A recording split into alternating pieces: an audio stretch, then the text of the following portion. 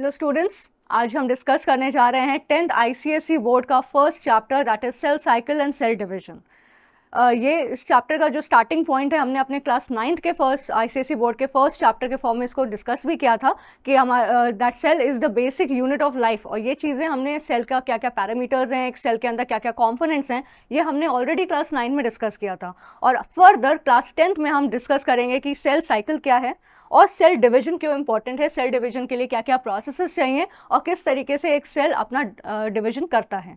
ठीक है, पहले सेल डिवीजन का पढ़ने से पहले एक ब्रीफ इंट्रोडक्शन हम पढ़ेंगे सेल को। ये एक तरीके से रिकैपिचुलेशन होगा जो हम पहले पढ़ चुके हैं और उसको हम ब्रिज करेंगे with the current chapter that is your cell division. Alright, तो सबसे पहले हम बात करते हैं कि कंटेंट्स क्या हैं, कि इस चैप्टर में हम एक काफ़ी इंपॉर्टेंट चैप्टर है, केवल आपके क्लास 10th और 9th के पर्पस से लिए नहीं, केवल आपके बोर्ड्स के पर्पस के लिए भी नहीं, बट फॉर एवर आप जितना जितना अगर आगे तक आप बायोलॉजी पढ़ेंगे तो ऑब्वियसली बायोलॉजी मतलब स्टडी ऑफ लाइफ कैसे ओरिजिनेट हुआ, उसको हम कैसे उसको एनालाइज करते हैं, किस तरीके से लिविंग ऑर्गेनिजम्स रह रहे हैं, ये सारा इन्फॉर्मेशन सिर्फ सब क्वेश्चंस के आंसर्स छुपे हैं केवल एक सिंगल वर्ड में, that is cell.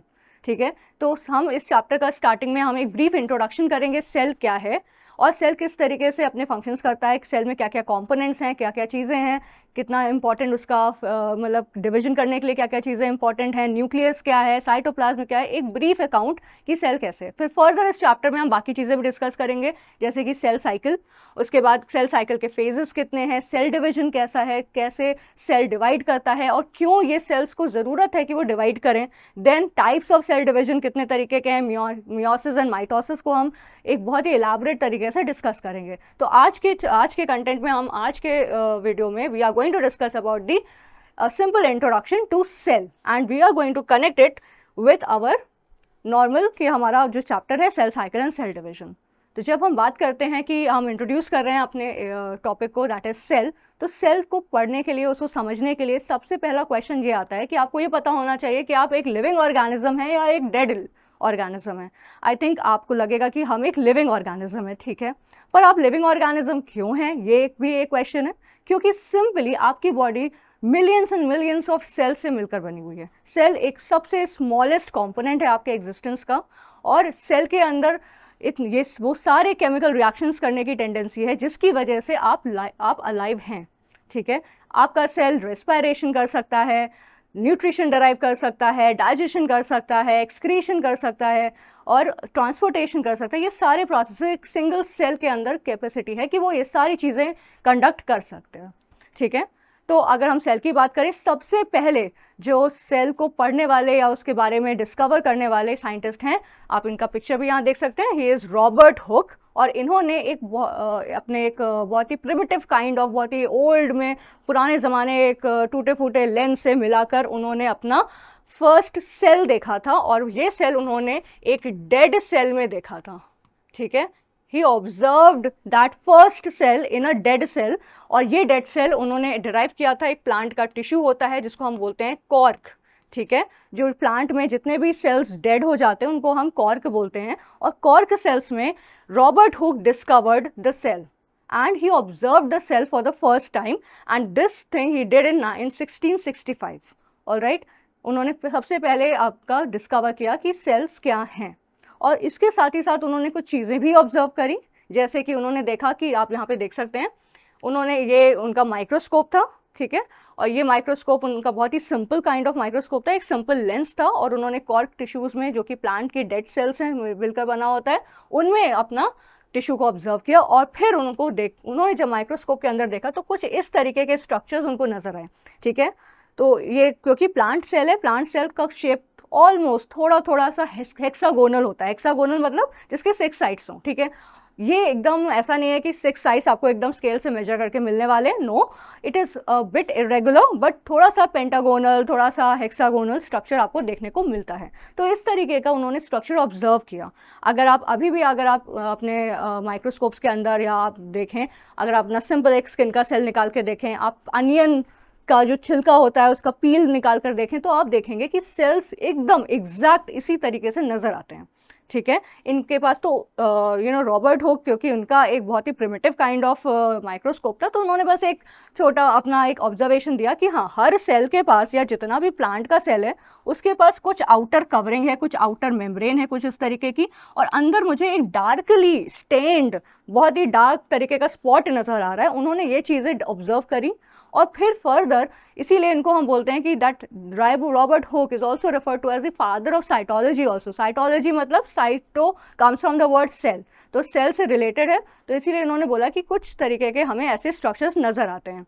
Further in चीज़ों पे और काम किया गया और कई सारे साइंटिस्ट आए, रूडोल्फ वर्चाउ आए, जिन्होंने बोला कि सेल को हम सेल क्यों इम्पॉर्टेंट है, उसका डिस्कवरी कैसा हुआ।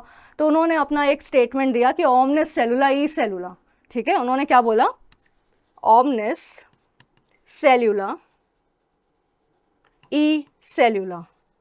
इसका सिंपल मतलब यह है कि हर सेल एक प्री एग्जिस्टिंग सेल से बन रहा है, ठीक है। अगर मैं बात करूं कि ये सपोज मैं ये एक सेल की बात कर लूं, ये कोई सेल है, तो ये सेल आखिर एग्जिस्टेंस में आया कैसे, this is a biggest question कि भाई जो फर्स्ट सेल होगा वो बना कैसे।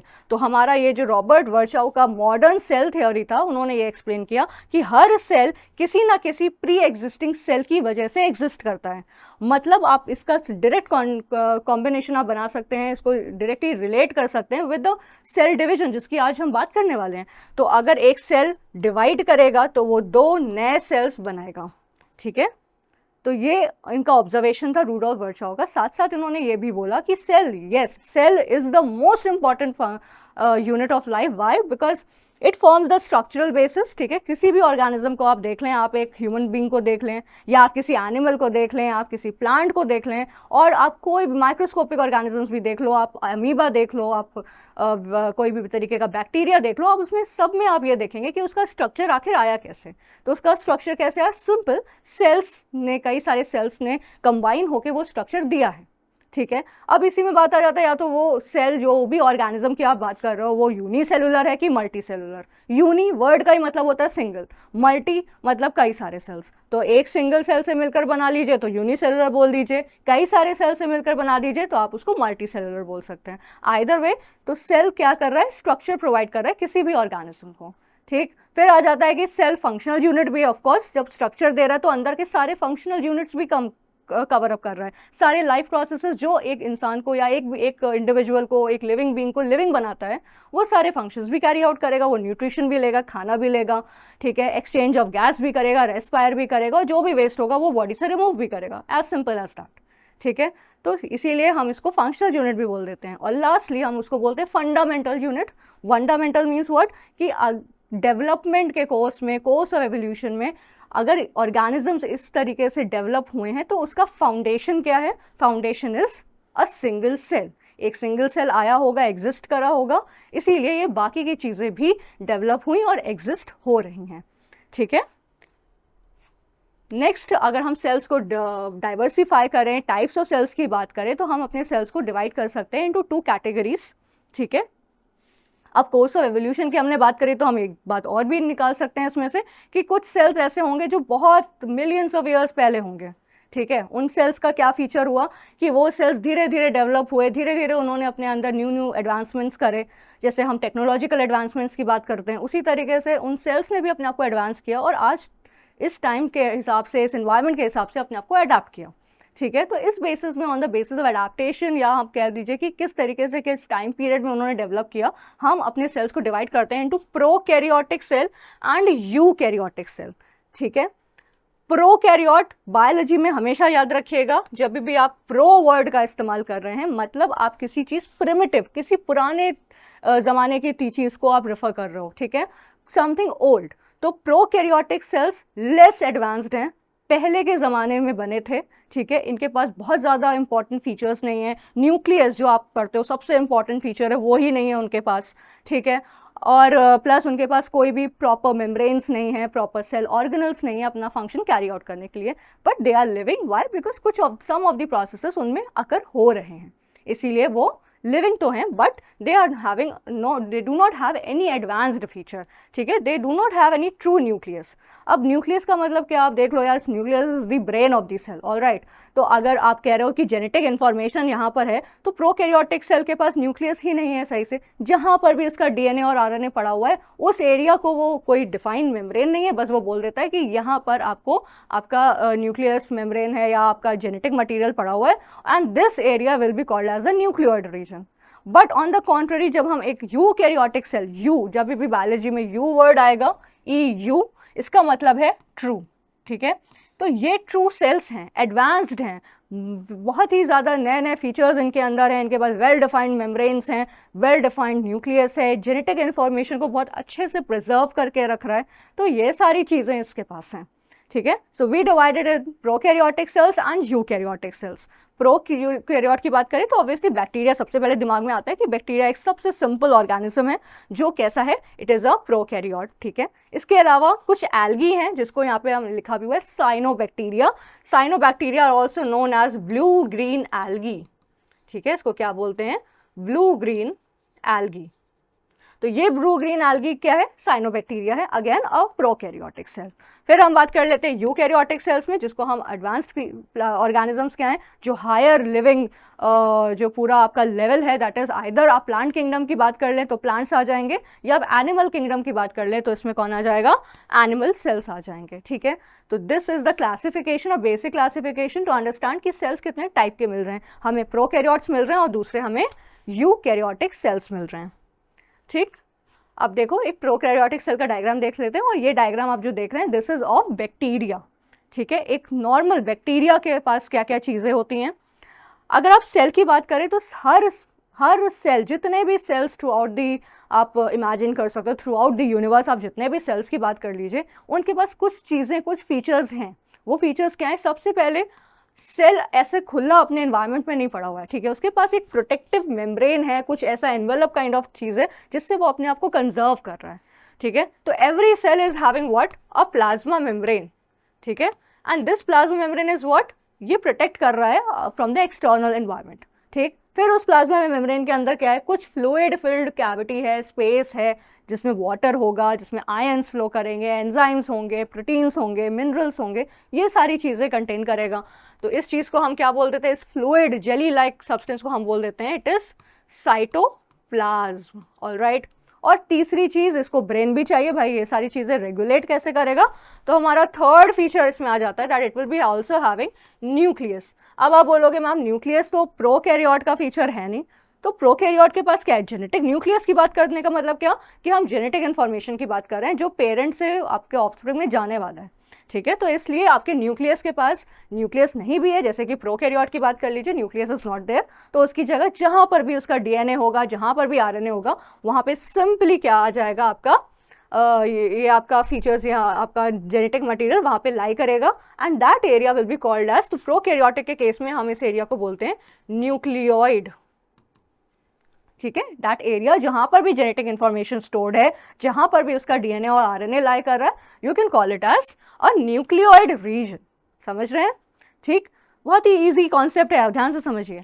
तो प्रोकैरियोटिक सेल, अगर आप एक सिंपल बैक्टीरियल सेल के एनाटॉमी देख लें, एक आउटर कैप्सूल है, एक आउटर कवरिंग है, ठीक है, क्योंकि इनके पास अब ये बेचारे पानी में रहते हैं, किसी भी सरफेस पर चिपके हुए हैं, तो इनका रप्चर होना, और सिंगल ऑर्गेनिज्म है, सिंगल सेल्ड है, यूनिसेलुलर है, तो इसको कॉम्बैट करना, इसको इन्वायरमेंट के थ्रू कैसे अपना कॉम्बैट करेगा, अपने इन्वायरमेंट के थ्रू किस तरीके से रिएक्ट करेगा, तो इसको बहुत ही प्रोटेक्टेड इन्वायरमेंट चाहिए। तो उस इन्वायरमेंट के लिए इसके पास एक हार्ड कवरिंग है जिसको आप बोल देते हो कैप्सूल लगा हुआ है, ठीक है। इस कैप्सूल में भी कई सारे लेयर्स लगा देता है वो, ठीक है, इंपॉर्टेंट कई सारे कॉम्प्लेक्स मॉलिक्यूल्स जैसे कि पेप्टाइडोग्लाइकैन से मिलकर बनाएगा, ठीक है। तो this outer most is capsule. उसके बाद इसके पास एक सेल वॉल भी है, अगेन अ प्रोटेक्टिव कवरिंग, ठीक। प्लाज्मा मेम्ब्रेन है जिसकी हमने बात भी करी। उसके अलावा इसके पास साइटोप्लाज्म है, फ्लूइड फिल्ड स्पेस है, ठीक है। डीएनए जहाँ पर भी लगा हुआ है, देखो कोई भी मेम्ब्रेन नहीं लगा हुआ है, बस डीएनए बीच में कहीं भी लाई कर रहा है, तो इस एरिया को क्या बोल रहे हैं हम, this is the nucleoid regions. फिर राइबोसोम्स हैं इसके पास, ठीक। आरएनए और आरएनए का सिंथेसिस करने के लिए हमें कुछ चाहिए, तो वो है राइबोसोम।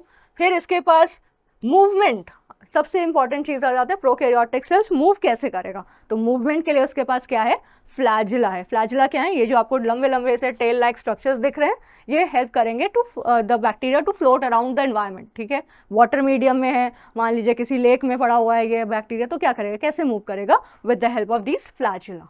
ऑलराइट, और बेसिक स्ट्रक्चर ऑफ यूकैरियोटिक। अब हम एडवांस सेल की बात करते हैं। ये आप जो देख रहे हैं, this is an animal cell. ठीक है, आपकी ही बॉडी का कोई सेल होगा, कोई लिवर का सेल हमने शायद बना दिया है, या कोई स्टमक का सेल बना लिया है, तो this is what, this is an animal cell. Components वही सारे, स्टार्टिंग में सबसे पहले क्या लगा हुआ है, इसके पास भी क्या होगा, प्लाज्मा मेम्ब्रेन होगा। ठीक है, और प्लाज्मा मेम्ब्रेन को आप सेल मेम्ब्रेन भी बोल सकते हो, either you call it plasma membrane या फिर आप सेल मेम्ब्रेन बोल दो, दोनों ही सही हैं। ठीक, उसके बाद इसके पास भी क्या होगा, इसके पास भी साइटोप्लाज्म होगा, which is the second feature, jelly like material. और आखिरी में इसके पास भी क्या होगा, ब्रेन होगा, जिसको आप न्यूक्लियस बोल देते हैं। ठीक है, अब क्योंकि हम एक ट्रू एडवांस्ड और ऑर्गेनिज्म के एक एडवांस्ड सेल की बात कर रहे हैं, हम यूकैरियोट्स की बात कर रहे हैं, तो ऑब्वियसली इनका न्यूक्लियस देखिए, यहाँ पर न्यूक्लियस मार्क्ड है, इनके पास कितना सारा फीचर है न्यूक्लियस में, और इस न्यूक्लियस के अंदर इनका जेनेटिक इन्फॉर्मेशन स्टोर्ड है। ठीक है, अगेन इनके पास भी आपका सेल मेम्ब्रेन है या प्लाज्मा मेम्ब्रेन है। ठीक, इसके पास भी साइटोप्लाज्म है, न्यूक्लियस है, न्यूक्लियोलस है। ठीक, उसके अलावा इसके पास कई सारे सेल ऑर्गेनल्स भी हैं, देख सकते हैं आप, माइटोकॉन्ड्रिया है भाई, सेल जिंदा कैसे रहेगा, उसको एटीपी चाहिए।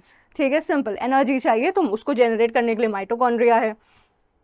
देन राइबोसोम्स, जो उसके पास भी था, यहाँ पर भी है, गोल्जी अपैरेटस है, वेसाइकल्स हैं, कई सारी चीज़ें हैं, एंडोप्लाज्मिक रेटिकुलम है, ईआर। ठीक है, अब ईआर भी है आपका। एंडोप्लाज्मिक रेटिकुलम कहाँ से एसोसिएटेड होता है, हमेशा न्यूक्लियस से एसोसिएटेड होता है, या तो उसके सरफेस पे राइबोसोम्स लगे होंगे तो आप बोल देंगे ये रफ सरफेस है, इसीलिए आप रफ ईआर बोल दोगे। अगर उसके सरफेस पे साइटोप्लाज्म राइबोसोम्स नहीं लगे हैं तो आप सिंपली बोल दीजिए ये स्मूथ सरफेस है, इसलिए मैं बोल रहा हूँ कि ये स्मूथ एंडोप्लाज्मिक रेटिकुलम है।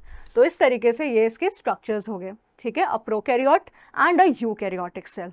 ऑलराइट, एक जल्दी से हम डिफरेंसेस भी देख लेते हैं। अगर प्रोकैरियोट और यूकैरियोट में देखिए, यहाँ पर प्रोकैरियोट्स में डीएनए इज नेकेड। नेकेड क्यों बोल रहा हूँ, क्योंकि उसके पास कोई भी एनवेलपिंग मेम्ब्रेन नहीं है, कैसे वो सब सरफेस को अपने अराउंड, कैसे वो अपने आप को प्रोटेक्ट करेगा, तो simply DNA is naked. Circular DNA मिलता है, और इस सर्कुलर डीएनए को हम बोलते हैं इट इज प्लाज्मिड। ठीक है, प्लाज्मिड होता है। इसको कैसा दिखेगा, आपका डीएनए कुछ इस तरीके से दिखता है, ये है आपका प्लाज्मिड, एक सर्कुलर डीएनए। ठीक, फिर और यूकैरियोट में देख लीजिए, ये डीएनए है, इंक्लोज्ड है प्रॉपर तरीके से, लीनियर डीएनए, इस तरीके से आपका डीएनए का मॉलिक्यूल होता है। ठीक है, इंट्रॉन्स क्या होते हैं, इंट्रॉन्स देख लो, इंट्रॉन्स आपके डीएनए में दो सेगमेंट्स होते हैं, एक कोडिंग सेगमेंट होता है, नॉन कोडिंग सेगमेंट होता है। हम कॉम्प्लेक्स ऑर्गेनिजम्स हैं, तो हमारे पास कोडिंग भी होगा, नॉन कोडिंग भी होगा।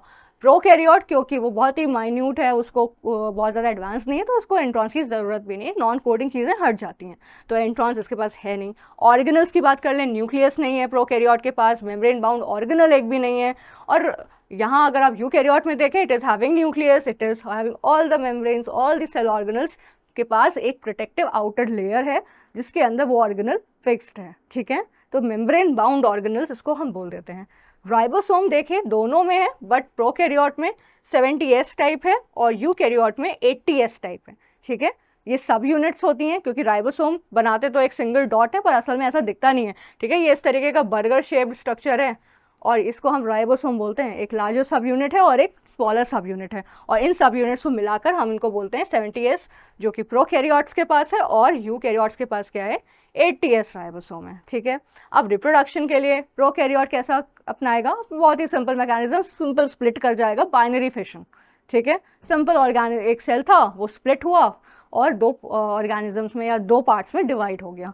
लेकिन जब आप यूकैरियोट्स की बात कर रहे हैं, अगर आपकी बॉडी में सेल डिवीजन हो रहा है, it is a very intellectual process, बहुत ध्यान से, और बहुत सारे चेक पॉइंट्स हैं, बहुत सारी चीज़ें हैं जिसके गो थ्रू होते होते फिर आपका कहीं एक सिंगल सेल डिवाइड होता है।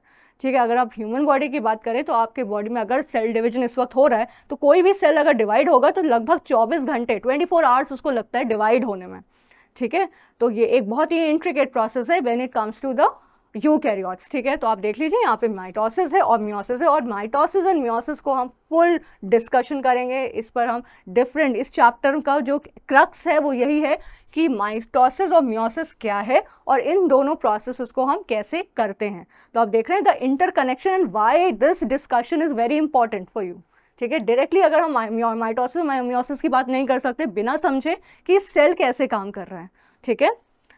उसके बाद नेक्स्ट, अब सेल की बात कर रहे हैं, हमने बोला कि भाई इतने सारे डिविजन्स कर रखे हैं, हमने बहुत ही बेसिक डिवीजन किया कि एक तो आपने सेल डिवाइड किया भाई जिसके पास सिंगल सेल है यूनिसेलुलर, जिसके पास मल्टीपल सेल्स हैं मल्टी सेलुलर, ठीक। फिर हमने बात किया प्रोकैरियोटिक जिसके पास थोड़ा सा प्रिमिटिव है, थोड़ा सा लेस एडवांस फीचर्स वाला है प्रोकैरियोटिक। और फिर आ जाता है आपका हाईली एडवांस्ड, बहुत ज़्यादा यूनिक फीचर्स हैं, डिफरेंट तरीके से एनवायरमेंट के साथ इंटरैक्ट कर रहा है, then we called it as eukaryote. Further जब हम यूकैरियोट को भी देख रहे हैं कि हमारे पास अगर मोटा मोटा आप देखें दो तरीके के किंगडम्स हैं, एक तो आपका प्लांट किंगडम हो गया और दूसरा क्या हो गया आपका एनिमल किंगडम हो गया। तो प्लांट किंगडम के पास कैसा होगा, सब प्लांट है तो उनके पास प्लांट सेल होगा, ठीक। और अगर आप एनिमल हैं और आप एनिमल किंगडम में आते हैं तो आप बोलोगे मेरे पास एनिमल सेल है, ठीक है। तो प्लांट सेल में देख लीजिए, अब सेम प्लाज्मा मेम्ब्रेन दोनों में मिलेगा, न्यूक्लियस दोनों में मिलेगा, साइटोप्लाज्म दोनों में मिलेगा। बस डिफरेंस कहाँ आता है कि इस प्लांट सेल के पास एक एडिशनल चीज़ है जो सबसे इंपॉर्टेंट है, दैट इज सेल वॉल, ठीक है। क्यों सेल वॉल ज़रूरी है, देखिए अब प्लांट्स हैं, प्लांट कैसा है, मूव तो नहीं करता है, स्टेशनरी एक जगह रुका हुआ है, ठीक है।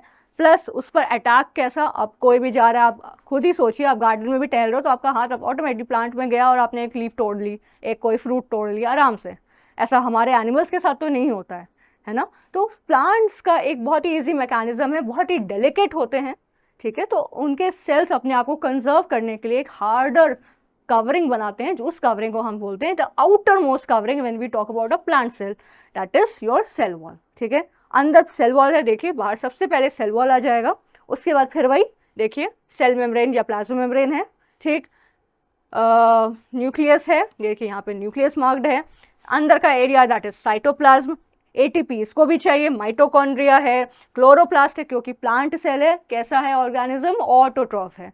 क्यों ऑटोट्रॉफ है, खुद का खाना खुद से बनाएगा, नॉट डिपेंडेंट ऑन एनीबॉडी, ठीक है। अपना खाना खुद बनाएगा, फोटोसिंथेसिस करेगा, ठीक। तो आपको खाना बनाने के लिए कोई किचन भी तो चाहिए, तो वो kitchen of the cell is what, chloroplast, ठीक है। वैक्यूल्स हैं जहाँ पर अब प्लांट के पास कोई एक्सक्रीटरी सिस्टम तो है नहीं, तो वेस्ट मटेरियल को भी कंजर्व करके रखेगा, तो वैक्यूल में कंजर्व करेगा, ठीक।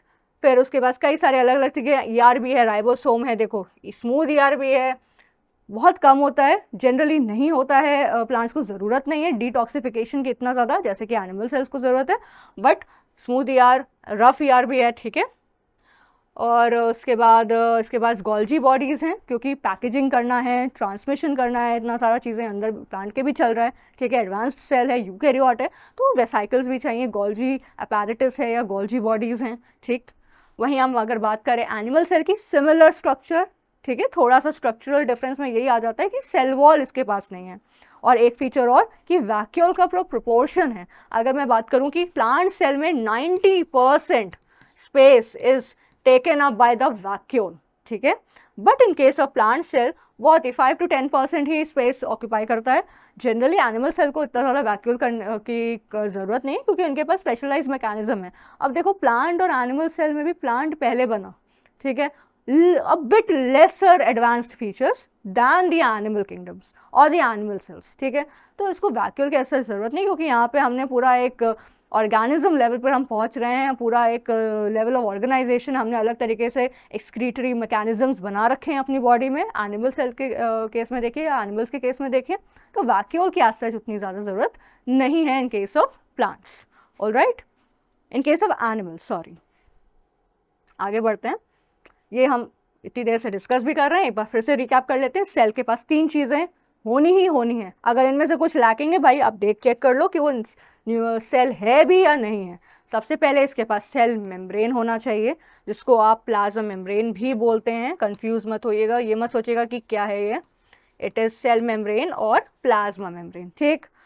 दूसरा ब्रेन चाहिए, काम कैसे करेगा ब्रेन के लिए, that is brain of the cell nucleus. फिर fluid jelly like material that is your cytoplasm, ठीक है। ये सारी चीज़ें एक सेल के लिए, एक सेल के एग्जिस्टेंस के लिए these are very very very important, ठीक। आगे देखते हैं। तो सबसे पहला कंपोनेंट एक ब्रीफ डिस्कशन करते हैं सेल मेम्ब्रेन का या प्लाज्मा मेम्ब्रेन का। ठीक, दिखने में जैसे अभी हम देख रहे थे, एक बार पीछे जाती हूँ, ये देखिए सिंगल ऐसा दिख रहा है ना, सिंगल लेयर लग रहा है, हाँ, only single membrane bound structure. लेकिन जब आप इसको जूम करते हैं, आप थोड़ा सा इसको ध्यान से देखेंगे तो आपका जो एक सिंगल सेल है वो थोड़ा सा जो सेल मेम्ब्रेन है वो असल में कुछ इस तरीके से नजर आता है।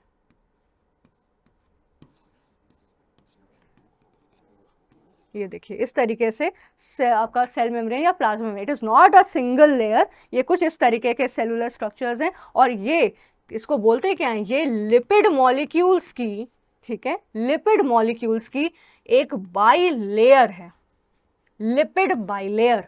ठीक है, ये लिपिड का मॉलिक्यूल है और इसके कितना लेयर लगा होगा, 2 लेयर लगा होगा, एक ऊपर की तरफ और एक अंदर की तरफ। It is lipid by layer. ठीक है, जो आप यहाँ पे देख रहे हैं ये एक फ्लूइड मोज़ेक मॉडल है ऑफ प्लाज्मा मेम्ब्रेन।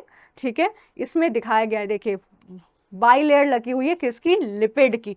फॉस्फोलिपिड क्यों लिखा है, क्योंकि हर मॉलिक्यूल के ऊपर फॉस्फेट ग्रुप, फॉस्फोरस नाम सुना होगा आपने, फॉस्फोरस एक एलिमेंट है, वो लगा दोगे तो फॉस्फोलिपिड। तो लिपिड की बाई लेयर है, डबल लेयर्स हैं। अगर आप एक लिपिड का मॉलिक्यूल देखें, suppose this is your lipid molecule, कुछ इस तरीके से नजर आता है। ठीक है, इसके पास आप देखेंगे एक हेड एरिया है, ठीक है, हेड एरिया है, और दूसरा इसके पास टेल है। This is your head of this lipid molecule and this is the tail of lipid molecule.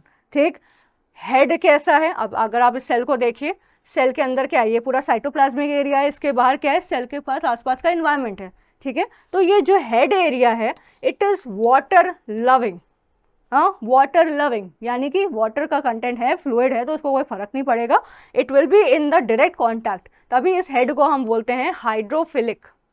क्या बोलते हैं, hydrophilic. Hydrophilic means, hydro means water, philic means loving, water loving. But जो इसका टेल है वो हमेशा वाटर से अवे, उसका डायरेक्शन हमेशा टेल से अलग रहेगा, हेड से अलग रहेगा, वाटरी या फ्लूइड कोई भी एक्वस मीडियम होगा उससे अलग जाएगा।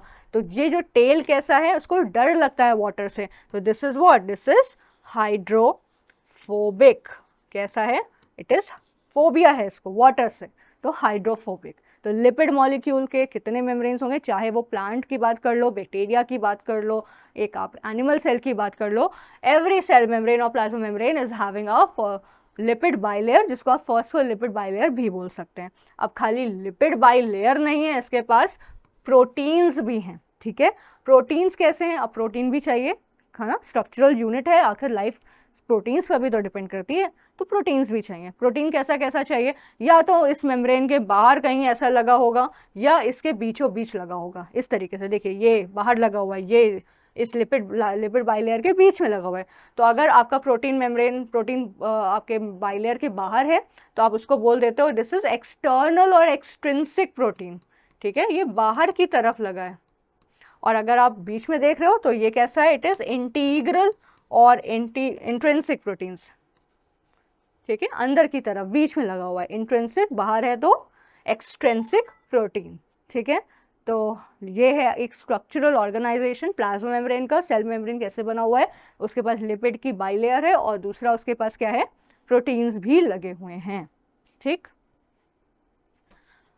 Okay, cytoplasm, next thing that we are having, cytoplasm. Cytoplasm में क्या है, एक फ्लूइड फिल्ड स्पेस है। ठीक है, ये आपका सेल है, इसके अंदर जितना भी आप लिक्विड मटेरियल आप देख सकते हो, this is all what, this is all cytoplasm. ठीक है, साइटोप्लाज्म क्या है, it is a jelly like fluid, jelly जैसा है, बहुत ही ज़्यादा ऐसा नहीं है, बिल्कुल वाटरी भी नहीं है, थोड़ा सा फ्रोजन सा, थोड़ा सा जेली जैसा। एक आप वो टॉफ़ी देखते हो जेली होती है, जेली बेली, कुछ कुछ वैसा ही दिखता है, जेली लाइक फ्लूइड है, और एकदम ऐसा नहीं है, बहुत ही ज़्यादा फ्लूइड नेचर इसका नहीं मिलता है। So that it is a jelly fluid like structure which is composed of salts, कई सारे सॉल्ट्स हैं, क्योंकि ऑब्वियसली हम बात कर रहे हैं कि एक सेल के अंदर कई सारे प्रोसेसेस चल रहे हैं। पूरा का पूरा केमिस्ट्री किस पर है, chemistry, your life is all dependent upon the chemistry also. ठीक है, आपकी बॉडी में इतने सारे केमिकल रिएक्शंस हो रहे हैं, तो ऑब्वियसली अगर सॉल्ट की बात करो, सॉल्ट्स हैं, वाटर हैं, कई सारे एंजाइम्स हैं, प्रोटीन्स हैं, ये सारी चीज़ें हैं, मिनरल्स हैं, ये सारा कंपोनेंट कहाँ पर है, आपके साइटोप्लाज्म में।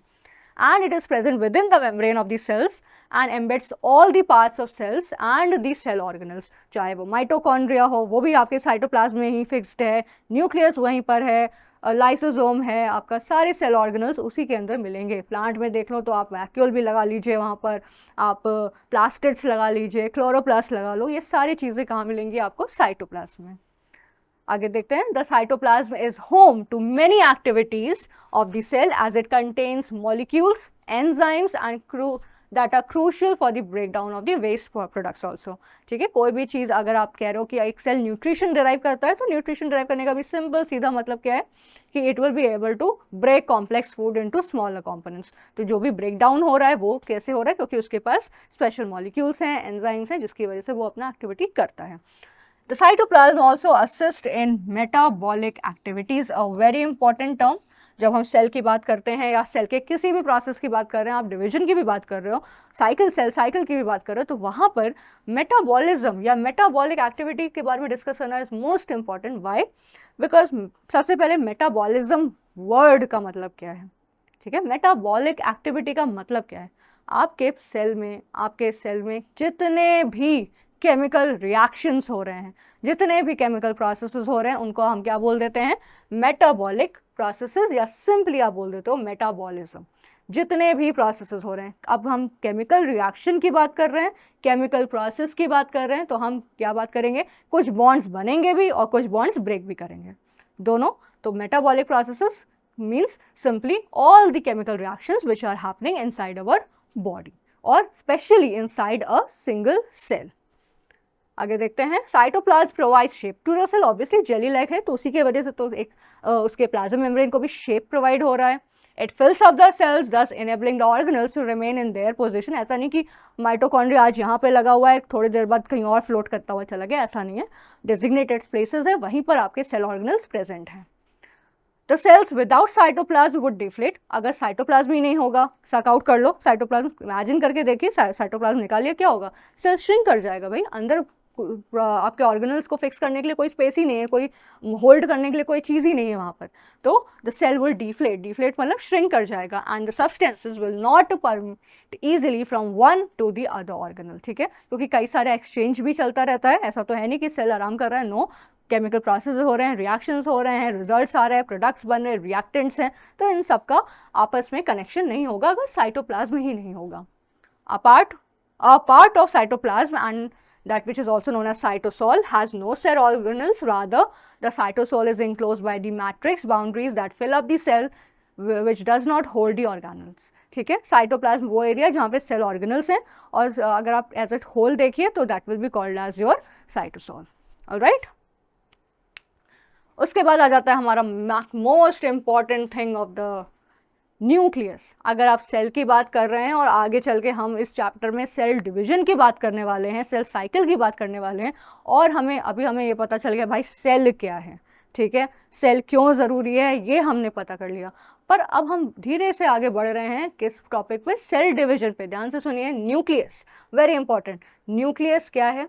हमने अभी अपने लेक्चर में भी ये चीज़ डिस्कस करी कि इट इज़ व्हाट, सेल में इतने सारे प्रोसेसेस चल रहे हैं, तो उनका बीच में एक कनेक्शन, एक इंटर रिलेशनशिप बनाने के लिए we need a coordinating centre inside the nucleus also.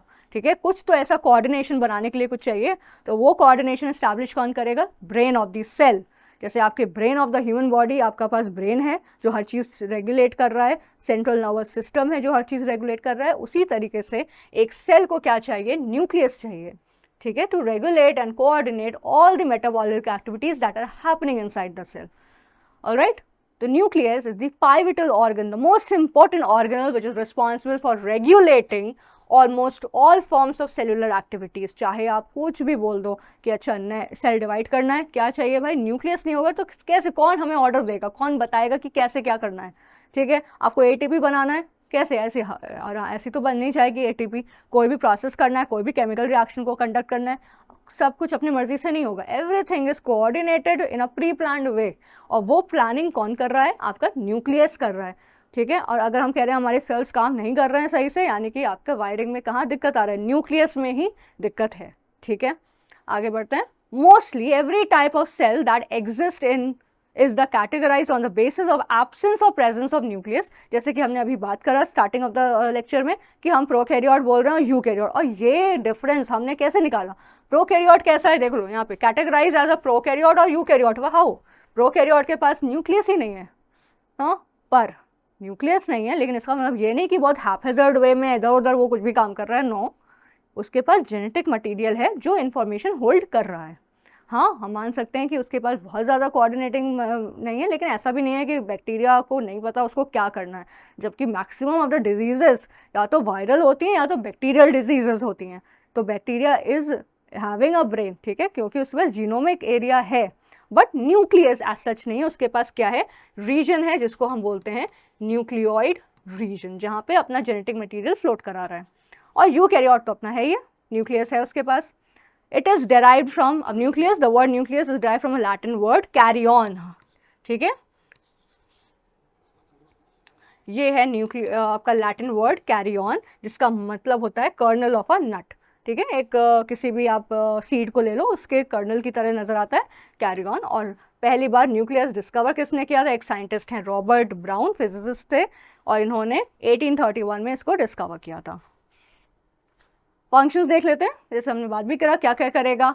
सारा का सारा इन्फॉर्मेशन है, कैसा इन्फॉर्मेशन है? जेनेटिक इन्फॉर्मेशन या हेरिडिटी इन्फॉर्मेशन। यानी कि अगर आप बोल रहे हो कि मैं अपने फादर की तरह दिखता हूँ, क्यों दिखता हूँ भाई? आपके सेल्स के पास न्यूक्लियस है और उसके पास डीएनए है, उसके पास इन्फॉर्मेशन है, इसलिए आप उनकी तरह दिख रहे हैं, ठीक है। उसी तरह आपके प्लांट्स में भी ऐसी सेम चीज़ें हर जगह हैं। Alright, it comprises of the genetic material of the cell.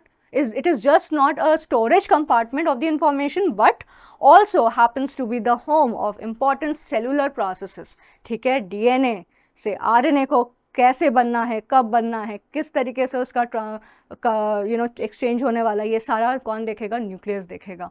Proteins का फॉर्मेशन करना है, एंजाइम्स का फॉर्मेशन करना है, रिएक्शंस आकर करानी है, ये कौन डिसाइड करेगा? न्यूक्लियस। तो सिर्फ आपका इंफॉर्मेशन होल्ड करके नहीं बैठा है, एक स्टोरेज एक स्टोरिंग कार्ड नहीं है वो, उसके पास कई सारे और भी एक्टिविटीज़ हैं जिनको वो साथ साथ रेगुलेट करता है। फिर it helps in DNA replication, क्योंकि हम सेल डिवाइड कर रहे हैं तो आगे चल के हम डीएनए रेप्लिकेशन की भी बात करने वाले। रेप्लिकेशन मतलब अपने जैसा एक हूबहू कॉपी बना देना, रेप्लिका बना देना। तो डीएनए जब अपनी कॉपी बनाएगा, अपने आप को अपना नंबर इंक्रीज करेगा, that will be called as DNA replication, and it produces an identical copy of DNA. Identical, जैसा पेरेंट डीएनए है वैसा ही हूबहू कॉपी बनकर तैयार हो जाएगा। फिर लास्ट है central dogma of molecular biology, और इस पॉइंट को समझने के लिए एक डायग्राम देखते हैं ध्यान से। हमने बात किया डीएनए रेप्लिकेशन, डीएनए क्या करेगा? अपना हूबहू कॉपी बनाएगा, रेप्लिका बनाएगा। ये डीएनए है, सबसे पहला स्टेप अपना कॉपी बना लिया। ऐसा तो नहीं है कि तुम्हारा सेल डिवाइड हुआ और ठीक है, चोट लगी, पुराना वाला सेल भूल गया कि मैं क्या था, मैं लिवर था, मैं मसल था, वो कंफ्यूज हो गया। ऐसा तो नहीं होता है। हाँ, उसको पता है मैं लिवर का सेल हूँ और मुझे कैसा सेल बनाना है, लिवर का ही सेल बनाना है। ऐसा नहीं कि आप लिवर पे ब्रेन का सेल लेकर घूम रहे हो, ऐसा नहीं होता है। ऐसा क्यों नहीं होता है? क्योंकि आपके डीएनए एग्जैक्ट कॉपी बनाता है, रेप्लिका बनाता है। एक बार रेप्लिका बन गया, फिर वो ट्रांसक्रिप्शन करेगा और आरएनए बनाएगा, ठीक है। DNA double molecular bond, double helical structure है इस तरीके से, और आरएनए सिंगल। और फिर हर आरएनए आगे चल के कोड करेगा किसी ना किसी प्रोटीन को। आपने बचपन में पढ़ा भी होगा, आपने लर्न किया होगा, proteins are the structural unit of body. Why? वो स्ट्रक्चर कहाँ से आ रहा है? क्योंकि वो डायरेक्ट कोऑर्डिनेशन में है आपके न्यूक्लियस में जो डीएनए है, ठीक है। कहीं ना कहीं वो प्रोटीन उससे बना है। अब फिर ये प्रोटीन कुछ भी बना सकता है, कोई एंजाइम बना ले, कोई ग्लैंड बना ले, किसी तरीके का हार्मोन बना ले, किसी तरीके का अदर स्ट्रक्चरल कंपोनेंट बना ले। तो protein has all the right to become anything that is required in the body. तो कहीं ना कहीं ये कोऑर्डिनेशन आपके डीएनए से डायरेक्ट लिंक में है। तो ये जो कनेक्शन है from DNA, conversion of DNA to RNA to protein, is known as what? It is known as the central dogma of molecular biology, ठीक है। जब हम सेल की बात करते हैं, मॉलिक्यूलर बायोलॉजी एक बहुत ही इंपॉर्टेंट ब्रांच ऑफ बायोलॉजी है, ठीक है। और आजकल जितना भी रिसर्च की आप बात कर लीजिए, सारा का सारा इसी मॉलिक्यूलर बायोलॉजी में हो रहा है। और मॉलिक्यूलर बायोलॉजी डील करता है आपके न्यूक्लियस के अंदर क्या चल रहा है, ठीक है, आपके डीएनए में क्या चल रहा है, उसका सेंट्रल आइडिया क्या है? This DNA to RNA to protein का फॉर्मेशन।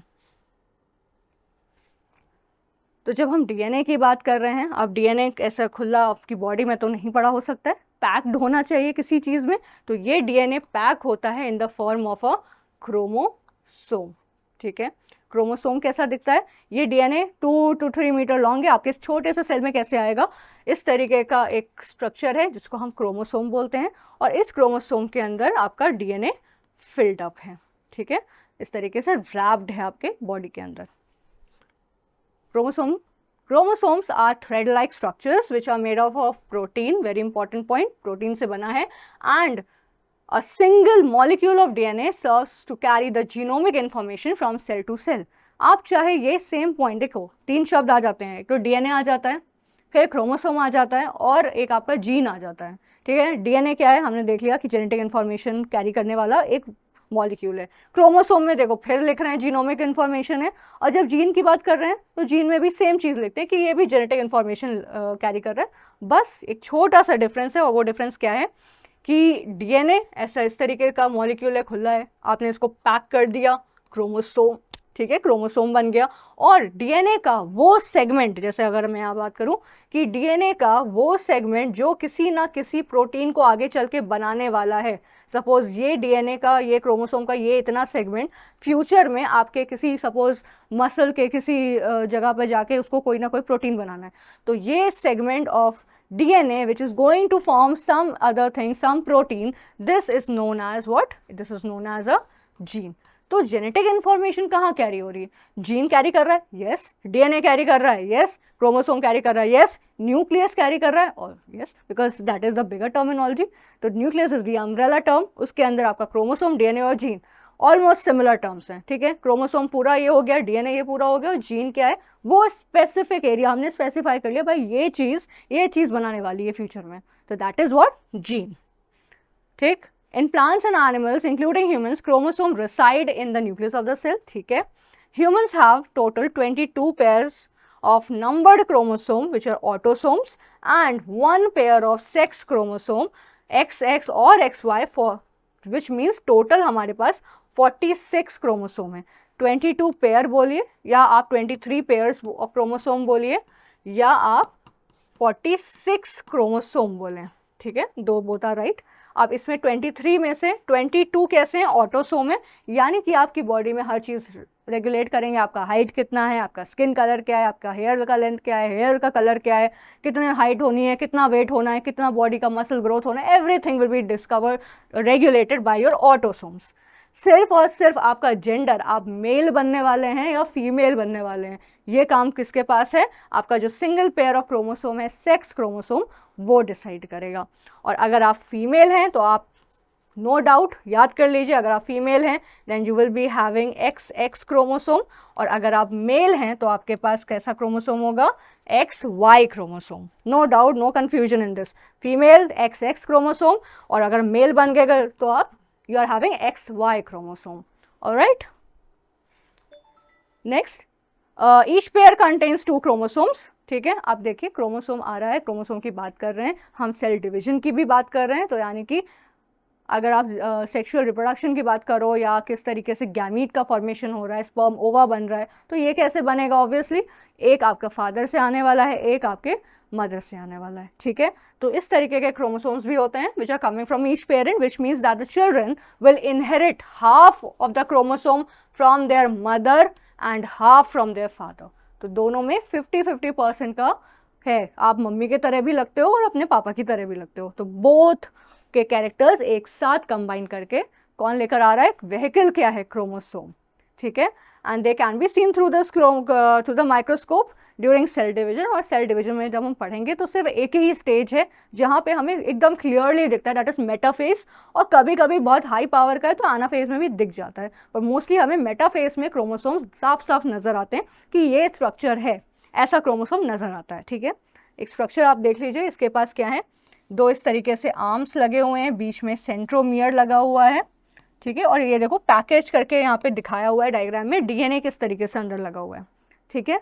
तो 2 आइडेंटिकल क्रोमैटिड्स हैं, ऐसा नहीं दोनों आइडेंटिकल हैं, जैसे कहा जैसा इधर वाला वैसा उधर वाला, ऐसा नहीं कि आधा क्रोमोसोम कुछ और बनाने का फीचर लेकर घूम रहा है और आधा का ही कुछ और, ऐसा नहीं है। आपके पास अगर मैं बात करूँ 22 क्रोमोसोम या 23 क्रोमोसोम्स हैं या 46 क्रोमोसोम है, डेजिग्नेटेड है। आप देख सकते हो, आप ह्यूमन जीनोम प्रोजेक्ट लॉन्च किया गया था और उसमें डिस्कवर किया गया कि हर क्रोमोसोम का फीचर क्या है, ये डिसाइडेड है।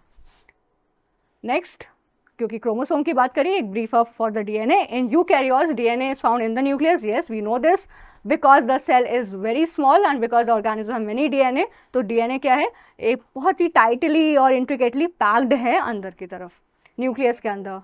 This package from the DNA is called a chromosome. It has double helical structure and contains all the genetic information which is present inside the cell। ठीक है, सारा का सारा जेनेटिक इंफॉर्मेशन लेकर चल रहा है। ठीक, आगे देखते हैं। ये देखिए डीएनए का एक स्ट्रक्चर है। ये स्ट्रक्चर ऑफ डीएनए दो साइंटिस्ट थे जिनका नाम है क्या, वॉटसन एंड क्रिक। तो वॉटसन एंड क्रिक ने ये डबल हेलिकल, इस तरीके का जो मॉडल है डीएनए का, that is called as the double helical structure of DNA. ये double helical structure of DNA was given by Watson and Crick. ठीक है, आप देख लीजिए, दो स्ट्रैंड्स जा रहे हैं, दोनों एंटी पोलर हैं, यानी कि एक 3 से 5 की तरफ रन कर रहा है और एक 5 से 3 की तरफ रन कर रहा है। ठीक है, एंटी पोलर इसको बोलते हैं या एंटी पोलैरिटी बोलते हैं। तो दो आपके स्ट्रैंड्स हैं डीएनए के जो आपस में इस तरीके से एंटवाइंड हैं, आपस में इस तरीके से अरेंज्ड हैं in a form of a double helix. ठीक है, और डीएनए जो है 4 तरीके के नाइट्रोजनस बेसिस से मिलकर बना हुआ है, adenine, thymine, guanine and cytosine. आगे हम जब पढ़ेंगे स्ट्रक्चर ऑफ क्रोमोसोम, जो हमारा चैप्टर नंबर 2 है, उसमें हम डिस्कस करेंगे कि किस तरीके से ये बेसिस लगे हुए हैं, किस तरीके से ये अरेंजमेंट ऑफ डीएनए आता है और किस तरीके से ये ट्रांसफ़र ऑफ इंफॉर्मेशन हो रहा है, जो हम इस चैप्टर में भी डिस्कस करेंगे। ठीक है, नाउ यू कैन कोरिलेट कि फर्स्ट चैप्टर में हमें क्यों ज़रूरी है एक ब्रीफ करना कि भाई सेल क्या है, न्यूक्लियस क्या है और न्यूक्लियस के अंदर क्या क्या कॉम्पोनेंट्स हैं। ठीक है, सेंट्रियोल्स। ठीक है, अब हम सेल डिवीजन की बात कर रहे हैं और सेल डिवीजन को पढ़ते वक्त एक टर्मिनोलॉजी जो और भी ज़्यादा इंपॉर्टेंट है, बहुत ज़्यादा इंपॉर्टेंट है, दैट इज़ सेंट्रियोल्स। ठीक है, एक सेल में सेंट्रियोल्स होते हैं जो सेंट्रोसोम के अंदर है, और ये सेल डिवीजन के टाइम पर एक सेंट्रियोल ऊपर गया, एक साउथ पोल पे गया और फिर क्रोमोसोम को रिमूव करता है। ठीक है, 2 सेंट्रियोल्स होते हैं, यहाँ लिखा है, it is having 2 centrioles, they help in cell division and they work during process of meiosis and mitosis. ठीक है, इसमें सेल डिवाइड करेगा तो ये काम करेगा। Present near the nucleus, obviously cell divide करेगा तो न्यूक्लियस के आसपास ही होना चाहिए, but are not visible when the cell is not dividing. Resting, normal resting state में सेल में सेंट्रियोल का कोई काम ही नहीं है। They could be found in some lower plants such as in Chlamydomonas, ये एक तरीके का algae है, although they are not present in many of the fungi, angiosperm यानी कि फ्लावरिंग प्लांट्स में नहीं मिलता है, और कॉनिफर्स जो पहाड़ों पे पेड़ हमें दिखते हैं, कॉनिफरस, उनमें भी हमें सेंट्रियोल देखने को नहीं मिलता है। ये देखिए स्ट्रक्चर है सेंट्रोसोम का। ठीक है, आगे हम चल के देखेंगे कि ये एक दिस इज़ योर सेल, और सेल के अंदर सेल डिवीजन का प्रोसेस ऑन गोइंग है। ये फेज़ है आपके मियोसिस का, एनाफेज। उसमें सेंट्रोसोम देखिए, this entire structure is your centrosome, और इसके अंदर ये जो 2 स्ट्रक्चर्स देख रहे हैं, these are what, these are centrioles. अब बात करिए तो सेंट्रियोल्स थोड़ा सा परपेंडिकुलर अरेंज्ड हैं आपके सेंट्रोसोम के अंदर। ठीक है, सेंट्रोसोम पहले एक है, फिर डिवाइड हो गए, 2 हो गया, एक आपके नॉर्थ पोल पे चला गया, ये देखिए, और एक आपके साउथ पोल पे चला गया। ठीक है, on the 2 different poles. Alright, तो एक इस तरफ आ गया, एक इस तरफ आ गया, और फिर इसने क्या किया, कोई फाइबर्स, इस तरीके के फाइबर्स जनरेट करता है, और इन फाइबर्स को हम बोलते हैं स्पिंडल फाइबर्स। ठीक, और ये spindle fibres will hold the chromosome और फिर उसको खींच के अलग करेंगे और सेल को डिवाइड करने में हेल्प करेंगे। ठीक है, अब लास्ट सेगमेंट है हमारा सेल ऑर्गेनल्स। ठीक है, कई सारे सेलुलर कंपोनेंट्स, हमने न्यूक्लियस की बात करी, प्लाज्मा मेम्ब्रेन की बात करी, साइटोप्लाज्म की बात करी, और साइटोप्लाज्म के अंदर कई सारे सेल ऑर्गेनल्स अरेंज्ड हैं। ठीक है, मेम्ब्रेन बाउंड है। देख लेते हैं, द सेलुलर कंपोनेंट्स जितने भी हैं, they will be called as cell organelles. These cell organelles include both the membrane bound as well as non membrane bound structures present within the cell and are distinct in the structures and functions. अलग अलग functions और अलग अलग roles ये perform करेंगे। They coordinate and function efficiently for the normal functioning of the cell. ऐसा नहीं है कि माइटोकॉन्ड्रिया अलग टाइम पे काम कर रहा है, क्लोरोप्लास्ट अलग, no, they have a coordination, a set recognition between all of this, एक इंटर रिलेशनशिप स्टैब्लिश रहता है। Everything occurs in a very pre-planned way. Few of them function by providing shape, कुछ शेप दे रहे हैं, कुछ support दे रहे हैं, और बाकी क्या है, कुछ लोकोमोशन में है, रिप्रोडक्शन, अलग अलग जो लाइफ प्रोसेसेस हैं, मेटाबॉलिक प्रोसेसेस हैं, उनमें हेल्प कर रहा है। Okay, now look at this, एक समराइज फॉर्म में है, हम सेल को डिवाइड करते हैं इनटू सेल मेम्ब्रेन और प्लाज्मा मेम्ब्रेन।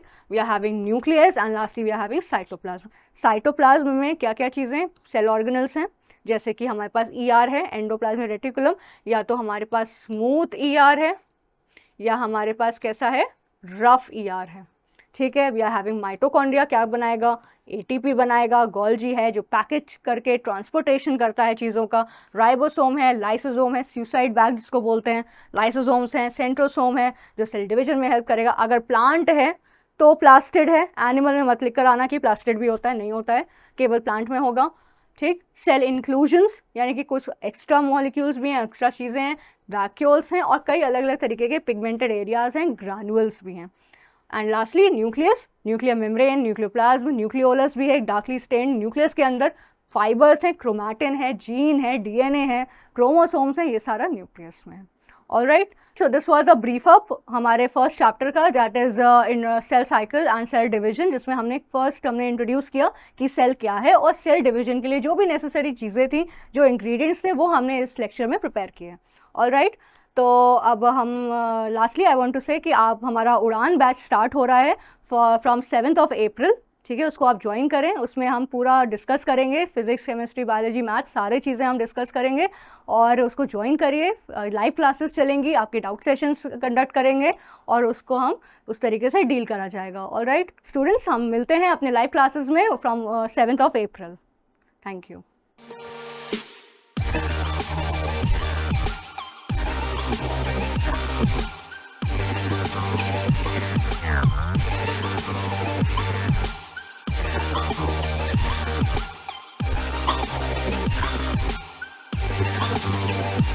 Yeah.